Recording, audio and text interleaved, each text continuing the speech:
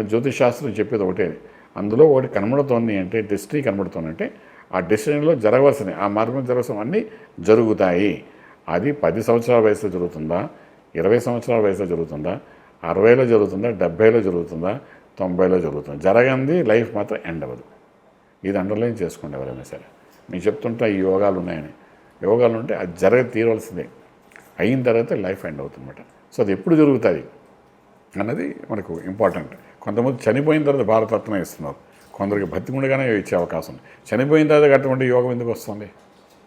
రావాలంటే ముందే రావాలి కదా. అంటే యోగం అనేది ఎంతవరకు వెళ్తుంది, ఇదంతా ఒక గ్రాఫ్ ఉంటుంది. ఆ గ్రాఫ్లో మనకు తెలుస్తాయి. నేను ఇదంతా డీప్ సబ్జెక్ట్ మేడం ముందుగా చెప్పాలంటే. సో అలాగే మీరు అన్నట్టుగా ఈరోజు ఆయన పరిపక్వం చెందిన ఒక యోధుడిలాగా ఉన్నాడు కాబట్టి దేశాన్ని మనం రక్షించగలుగుతున్నాం.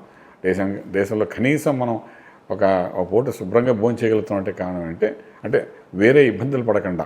దేశం చుట్టూ శత్రువులు ఉన్నారు, ఉన్నా కూడా మన దేశానికి ఒక పేరు, ప్రతిష్ట, గౌరవం, మీరు అన్నట్టు అన్ని రకాల బెనిఫిట్స్ వస్తున్నాయి అంటే డెఫినెట్గా అటువంటి వ్యక్తి, యోధుడు లాంటి వ్యక్తి ఉండబట్టే జరుగుతుందని చెప్పగలుగుతాము.